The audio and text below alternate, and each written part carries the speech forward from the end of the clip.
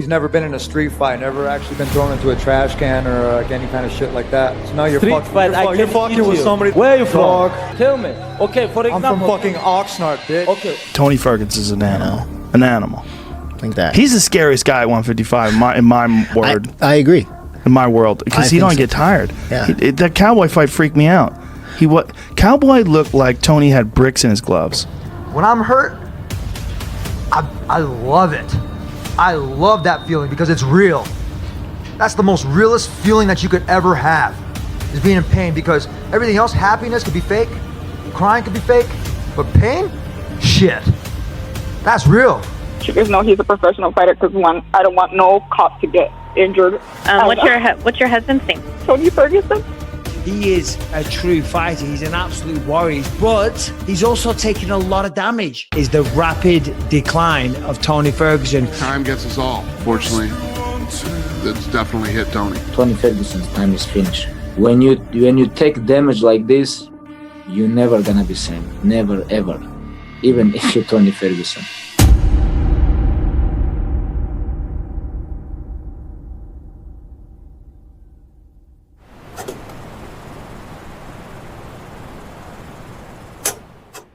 Halo bro, dalam sejarah UFC, banyak petarung hebat yang gagal menjadi juara dunia. Sebagian kalah karena memang bukan yang terbaik, sebagian lainnya kehilangan performa akibat usia atau cedera. Namun hanya sedikit yang meninggalkan pertanyaan besar tentang bagaimana sejarah akan berubah jika satu pertandingan saja benar-benar terjadi. Tony Ferguson adalah salah satunya. Bagi penggemar baru, Tony mungkin hanya dikenal sebagai petarung yang menutup karirnya dengan rentetan kekalahan. Namun bagi mereka yang mengikuti divisi lightweight pada pertengahan 2010-an, Tony Ferguson pernah menjadi salah satu petarung paling berbahaya di seluruh UFC. Ia memiliki winning streak 12 kemenangan, mengalahkan mantan juara dunia, memenangkan sabuk interim, dan selama bertahun-tahun dianggap sebagai ancaman terbesar bagi Khabib Nurmagomedov. Namun pertarungan itu tidak pernah terjadi. 5 kali dijadwalkan, 5 kali dibatal karena alasan yang berbeda. Setelah kesempatan itu hilang, karir Tony perlahan runtuh hingga akhirnya berubah menjadi salah satu penurunan performa paling drastis yang pernah terjadi di UFC. Bagaimana seorang petarung yang hampir mencapai puncak justru dikenang sebagai salah satu tragedi terbesar dalam sejarah olahraga ini. Tony Ferguson memasuki UFC melalui The Ultimate Fighter Season 13 pada tahun 2011. Ia memenangkan turnamen tersebut setelah mengalahkan Ramsey Nijem melalui TKO di final, sebuah pencapaian yang membuka jalan menuju karir di organisasi MMA terbesar di dunia. Meski demikian, awal perjalanannya di UFC tidak langsung berjalan mulus. Pada tahun 2012, Tony mengalami kekalahan melalui keputusan mutlak dari Michael Johnson. Saat itu, banyak yang melihatnya sebagai petarung berbakat, tetapi belum cukup konsisten untuk bersaing di papan atas divisi lightweight. Tanpa banyak sorotan, kekalahan itu justru menjadi titik balik dalam karirnya. Sejak 2013, Tony mulai berkembang menjadi petarung dengan gaya bertarung yang sangat berbeda dibandingkan dengan siapapun di divisinya.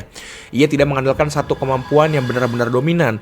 Keunggulannya lahir dari kombinasi striking yang tidak konvensional, kemampuan submission yang kreatif, kardio yang luar biasa, dan tekanan tanpa henti selama 5 ronde.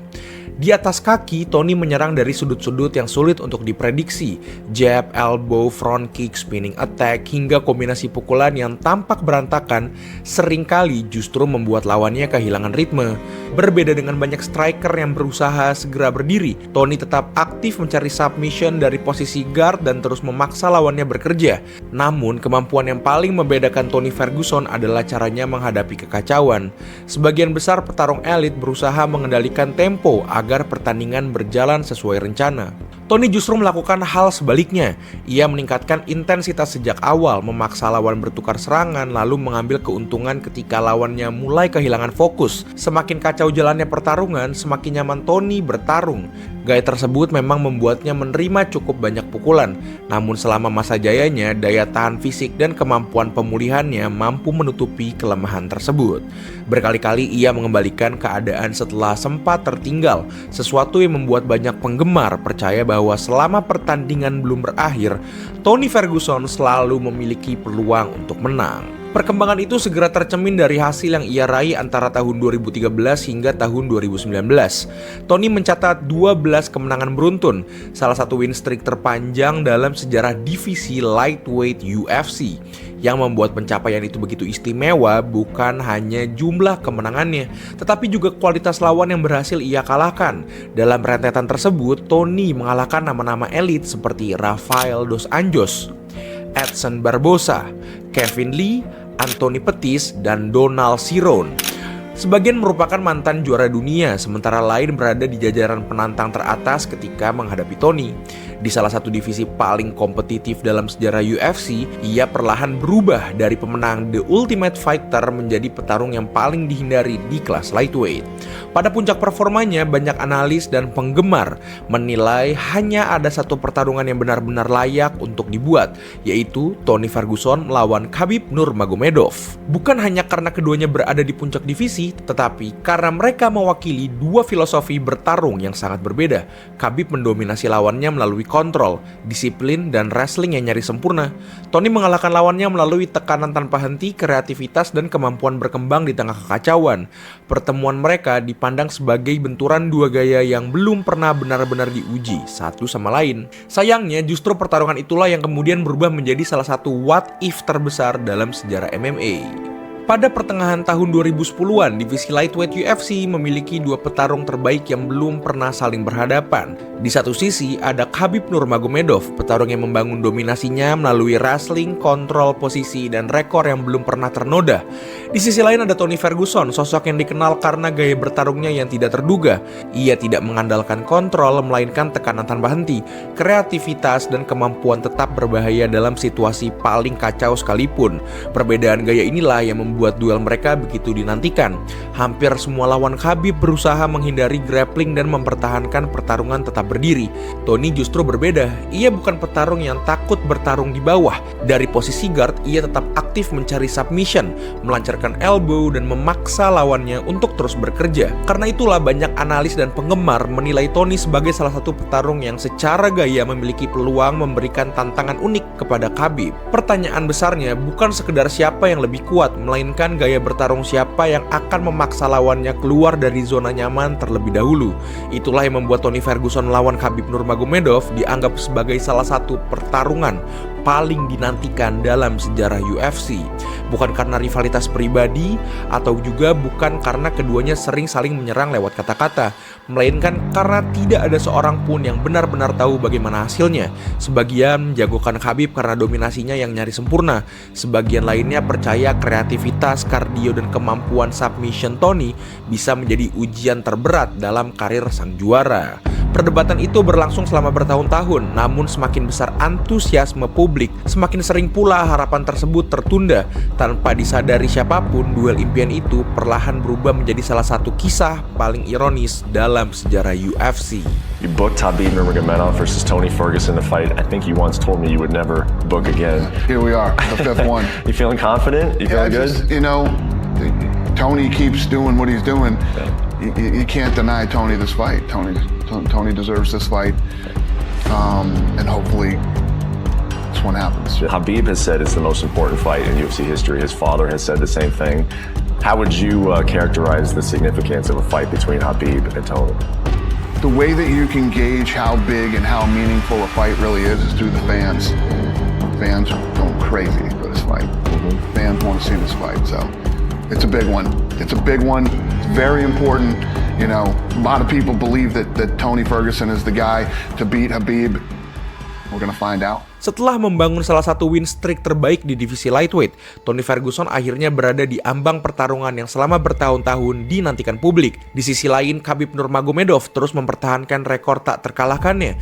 Segalanya mengarah pada satu kesimpulan, cepat atau lambat mereka pasti akan bertemu. Namun yang terjadi justru sebaliknya. Alih-alih menciptakan salah satu rivalitas terbesar dalam sejarah UFC, Tony dan Khabib justru menjadi simbol dari pertarungan yang tidak pernah terjadi. Percobaan pertama datang pada tahun 2015. Beberapa minggu sebelum laga berlangsung, Khabib mengalami cedera tulang rusuk dan lutut sehingga terpaksa mundur. UFC mencoba lagi pada tahun 2016. Kali ini giliran Tony yang batal bertanding akibat masalah paru-paru. He won, but my plan April and September. My plan. I cannot listen somebody. And Tony Ferguson cannot make my plan, my schedule. So what was your emotional state like as you were going through that? Happy and just kind of crazy. Just more mixed feelings when I saw Khabib. Number 1 in the world now? Number 2 in the world now? Pretty upset that he took the fight against a project manager. He wouldn't wait a couple weeks to get an actual legitimate fight that the fans and the fight fans and everybody else, the boss, everybody wanted this fight. You're the one who's here, and he's not fighting. You agree this is stupid decision? He asked me, like after 2 months, this day, like, May, June, something like this. How we can ask? He injured, he pull out. I am here. UFC give me fight versus Tony. 16 April, I am here. Where's Tony? Tony is pull out. Please shut up. 2 jadwal, 2 pembatalan. Awalnya semua itu dianggap hanya kebetulan. Harapan kembali muncul pada tahun 2017. Namun sehari sebelum pertandingan, Khabib mengalami komplikasi akibat proses weight cut dan dinyatakan tidak layak untuk bertanding. You got here today, you made weight, and then you found out that the fight was off, that Khabib Nurmagomedov had to go to the hospital. What was your thought? What went through your mind when you got that news? I thought it was a nightmare, man. Something worse than El Cucuy. There's just some shitty stuff that you had to go through. This happens in the fight game. No disrespect to the UFC or to Khabib. Everything happens for a reason. This is a fighter sport, man. So I want every single one of you to give love for the UFC and give love to Khabib. Untuk ketiga kalinya, duel impian itu gagal terwujud. Publik mulai menyebutnya sebagai kutukan. When did you first catch wind that the fight was kind of maybe not going to happen? It never crossed my mind not one time. Out of all the stuff that he was saying, I gave respect to him. I still wish he's doing great. But I just think it was very disrespectful and very unprofessional what this camp did, especially after all the sacrifice that I put into this fight. Because this is my fault. I know 100% this is my fault. We'll see what happens next step. I'm gonna come back. This is not finished. This is not this is not finished my career.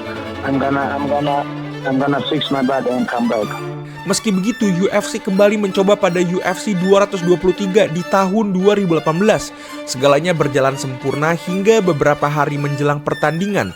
Lalu sesuatu yang nyaris mustahil terjadi, yaitu Tony tersandung kabel televisi saat menjalani kegiatan media dan mengalami cedera ligamen lutut yang memaksanya menjalani operasi. Wow, so it was just a freak accident. You're at the Fox lot, you turn to see someone and you trip. And what do you feel? A lot. I mean, I don't know the severity of it, but UCPR was with me and they saw it happen. I mean, throughout the whole entire day, they were asking if I was okay. But it happened so fast, and it's 1 week out from fight night on Easter weekend. You guys know me. I don't like to pull out. It sucks to pull out. But it's part of the fight game, and look, Khabib's pulled out of the fight twice now. Now I pulled out of the fight twice. I'll heal in no time and I'll be ready to defend my belt against whoever. Untuk keempat kalinya pertarungan kembali batal. Ironisnya banyak penggemar percaya inilah momen ketika keduanya berada di puncak performa. Tony datang dengan 12 kemenangan beruntun, Khabib masih belum terkalahkan. Kesempatan terakhir hadir pada UFC 249 pada tahun 2020. Namun kali ini lawannya bukan cedera, yaitu adalah pandemi COVID-19. Membuat Khabib tidak bisa meninggalkan Rusia, sehingga pertarungan kembali dibatalkan. 5 jadwal, 5 pembatalan, tidak ada satupun yang berakhir di dalam oktagon. Sulit menemukan contoh lain dalam olahraga profesional ketika 2 atlet terbaik di divisi yang sama dijadwalkan bertemu sebanyak 5 kali, tetapi tidak pernah sekalipun bertanding. Yang membuat kisah ini semakin tragis adalah apa yang terjadi setelahnya. Khabib mempertahankan gelarnya sebelum pensiun dengan rekor 29 kemenangan dan tidak ada kekalahan, sementara Tony tetap menerima laga melawan Justin Gaethje. Keputusan itulah yang tanpa disadari menjadi awal dari babak paling kelam dalam karirnya. Selama bertahun-tahun, Tony Ferguson mengejar satu tujuan, yaitu menghadapi Khabib Nurmagomedov. Namun setelah 5 kali pembatalan itu, kesempatan itu akhirnya menghilang. Secara logis, Tony bisa saja menunggu hingga perebutan gelar kembali jelas. Ia masih membawa 12 kemenangan beruntun dan tetap menjadi salah satu penantang teratas di divisi lightweight. Namun Tony Ferguson tidak pernah memilih jalan yang aman ketika UFC menawarkan Justin Gaethje sebagai lawan pengganti di UFC 249. Ia langsung menerimanya. Keputusan itu dipuji oleh banyak orang karena membantu menyelamatkan kartu pertandingan di tengah pandemi COVID-19. Namun dari sisi kompetitif, resikonya sangat besar. Sebelum UFC 249 ditunda, Tony sudah menjalani proses weight cut untuk menghadapi Khabib. Saat acara dijadwalkan ulang beberapa minggu kemudian, ia kembali melakukan weight cut untuk menghadapi Gaethje. Tidak ada bukti bahwa double weight cut menjadi penyebab kekalahannya. Namun banyak pelatih, analis, dan mantan petarung menilai kondisi tersebut kemungkinan mempengaruhi pemulihan dan performanya. Di sisi lain, Justin Gaethje tampil dalam salah satu performa terbaik sepanjang karirnya. Di bawah pelatih Trevor Whitman, ia menjadi lebih sabar, lebih disiplin, dan jauh lebih efisien dibandingkan dengan sebelumnya. Sejak ronde pertama, pola pertandingan langsung berbeda dari yang biasa dialami Tony. Selama masa jayanya, Tony hampir selalu berhasil memaksa lawannya mengikuti ritmenya.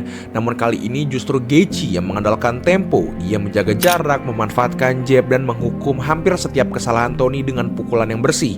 Tony memang sempat mengguncang Gaethje dengan uppercut pada ronde kedua, tetapi momentum itu tidak bertahan lama. Semakin lama pertarungan berlangsung, semakin jelas bahwa Tony kehilangan kecepatan reaksi yang selama bertahun-tahun menjadi salah satu keunggulannya. Menjelang ronde kelima, wajahnya dipenuhi luka dan kedua matanya mulai membengkak. Herb Dean akhirnya menghentikan pertandingan. Secara statistik, hasilnya hanya tercatat sebagai kekalahan TKO. Namun dampaknya jauh lebih besar. Win streak 12 kemenangan Tony akhirnya berakhir. Peluang menghadapi Khabib hampir dipastikan menghilang. Dan untuk pertama kalinya dalam hampir 1 dekade, publik mulai mempertanyakan apakah era Tony Ferguson telah berakhir. Hingga kini masih ada perdebatan mengenai arti kekalahan tersebut. Sebagian percaya malam itu menjadi titik balik karir Tony. Sebagian lain berpendapat bahwa penurunannya sudah dimulai sebelumnya dan Gaethje hanya petarung pertama yang memperlihatkannya kepada dunia. Apapun jawabannya, satu hal sulit untuk dibantah, yaitu UFC 249 bukan sekedar malam ketika Tony Ferguson kalah. Itu adalah malam ketika salah satu karir paling luar biasa dalam sejarah UFC mulai runtuh. Setelah kekalahan dari Justin Gaethje, banyak orang percaya Tony Ferguson masih bisa bangkit. Bagaimanapun, ia adalah mantan juara interim dan pemilik salah satu winning streak terbanyak dalam sejarah divisi lightweight. Namun yang terjadi justru sebaliknya. Laga melawan Charles Oliveira menjadi pertanda bahwa masalah Tony jauh lebih besar daripada sekedar kehilangan satu pertandingan. Selama 5 ronde, Oliveira mengendalikan hampir seluruh jalannya pertarungan. Bahkan ketika berhasil mengunci armbar yang membuat siku kiri Tony mengalami hyperextension, Tony tetap bertahan hingga ronde terakhir. Momen itu menunjukkan satu hal yang tidak pernah hilang dari dirinya, yaitu ketangguhan mental. Sayangnya, ketangguhan mental saja tidak cukup untuk mengalahkan waktu. Selanjutnya, kekalahan dari Benelli Darius memperlihatkan bahwa Tony kini dapat dikalahkan dalam berbagai aspek, baik striking maupun grappling. Harapan sempat muncul saat menghadapi Michael Chandler. Tony bahkan menjatuhkan Chandler pada ronde pertama. Namun awal ronde kedua berubah menjadi salah satu knockout paling ikonik dalam sejarah UFC modern. Setelah itu kekalahan terus berdatangan dari Nate Diaz, Bobby Green, Paddy Pimblett hingga Michael Chiesa. Seiring waktu, pertanyaan tidak lagi kapan Tony kembali menjadi penantang gelar, melainkan mengapa penurunannya begitu drastis. Jawabannya kemungkinan merupakan gabungan dari beberapa faktor. Pertama adalah usia. Sebagian petarung lightweight mencapai puncak performa pada usia 20-an hingga awal 30-an. Memasuki pertengahan di usia 30-an, kecepatan reaksi dan kemampuan pemulihan mulai menurun secara alami. Bagi Tony, perubahan itu terasa lebih besar karena gaya bertarungnya sangat bergantung tinggi pada pace tinggi, tekanan konstan, dan daya tahan fisik. Kedua, akumulasi kerusakan. Selama masa jayanya, Tony hampir tidak pernah mendapatkan kemenangan yang mudah. Ia berkali-kali terlibat dalam pertarungan panjang yang menguras fisik dan menerima banyak pukulan sehingga kerusakan perlahan menumpuk dari tahun ke tahun. Ketiga, perkembangan olahraga itu sendiri. Saat Tony berada di puncak, gaya bertarungnya terasa unik dan sulit untuk diantisipasi. Namun beberapa tahun kemudian, divisi lightweight dipenuhi generasi baru yang jauh lebih lengkap secara teknis dan lebih disiplin dalam menjalankan game plan. Sulit menunjuk satu penyebab utama untuk kemundurannya. Usia, akumulasi kerusakan, dan evolusi olahraga semuanya datang pada waktu yang hampir bersamaan. Kekalahan dari Gaethje bukanlah awal dari semua masalah tersebut. Namun malam itulah ketika seluruh kelemahan yang selama bertahun-tahun bersembunyi akhirnya terlihat jelas. Dan sejak saat itu, Tony Ferguson tidak pernah benar-benar kembali menjadi petarung yang pernah ditakuti seluruh divisi lightweight. Hampir semua orang mengingat siapa yang menjadi juara, namun hanya sedikit yang dikenang karena pertandingan yang tidak pernah mereka jalani. Tony Ferguson adalah salah satunya. Setelah rentetan kekalahan panjang, perjalanan Tony di UFC akhirnya berakhir. Meski demikian, ia belum meninggalkan dunia olahraga tarung. Pada tahun 2026, Tony menjalani debut tinju profesional melawan Salt Papi di Misfit Boxing.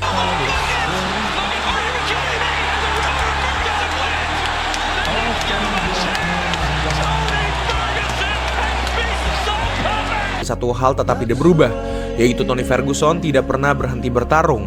Jika melihat akhir karirnya saja, mudah untuk menganggap Tony sebagai petarung yang gagal mencapai puncak. Namun warisannya jauh lebih besar daripada itu. Ia membangun salah satu win streak terbaik dalam sejarah divisi lightweight, memenangkan sabuk interim UFC dan menjadi salah satu petarung paling unik yang pernah tampil di dalam oktagon. Di masa jayanya, hanya ada satu pertanyaan yang ingin dijawab seluruh dunia MMA, yaitu apa yang akan terjadi jika Tony Ferguson menghadapi Khabib Nurmagomedov. Jawaban itu tidak pernah datang, 5 kali dijadwalkan, 5 kali dibatalkan.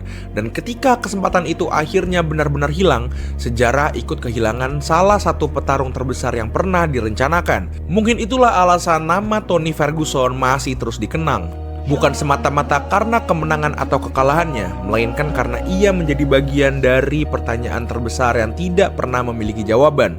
Tony Ferguson tidak kehilangan pertarungan melawan Khabib. Dunia MMA lah yang kehilangan kesempatan untuk menyaksikannya. Nah, udah segitu aja buat video ini. Terima kasih banyak udah nonton. Jangan lupa like, komen, dan subscribe. Dadah, watch out. Zombie attack.